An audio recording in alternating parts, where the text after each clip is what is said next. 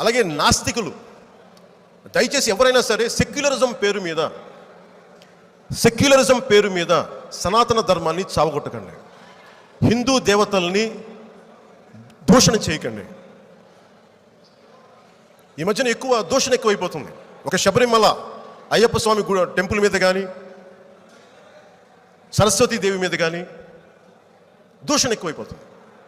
దయచేసి అలాంటి పెద్దలందరికీ చేతులు ఎత్తి జోడిస్తున్నాను. దయచేసి అది కొద్దిమంది ఒక బ్రాహ్మణులకే, అది బ్రాహ్మణ సమాజానికే అది బాధ కలిగిస్తుందని ఎవరన్నా అనుకుంటే దయచేసి తప్పది. ప్రతి సనాతన ధర్మాన్ని పాటించే ప్రతి హిందూకి బాధ కలుగుతుంది. ఆ మాటల వల్ల చాలా బాధ కలుగుతుంది. మాట్లాడలేకపోతున్నాం. నేను ఈ 74వ రిపబ్లిక్ దినోత్సవం సందర్భంగా చెప్తున్నాను, దయచేసి హిందూ దేవతల్ని దయచేసి దూషించకండి. నా విన్నపం ఇది. మీరు ఒక మహమ్మద్ ప్రవక్తను అనటానికి మీకు భయం వేస్తుంది, ఒక జీసస్ మహానుభావుని అనటానికి భయం వేస్తుంది. కానీ హిందూ దేవతలు అనటానికి మీకు ఎక్కడి నుంచి ధైర్యం వస్తుంది? తప్పది.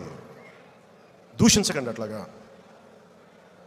ఇలా అనేసి ఏమి అవ్వదు అనుకుంటే కాదు, మనోభావాలు గాయపడుతున్నాయి. దయచేసి ఇది నా విన్నపం.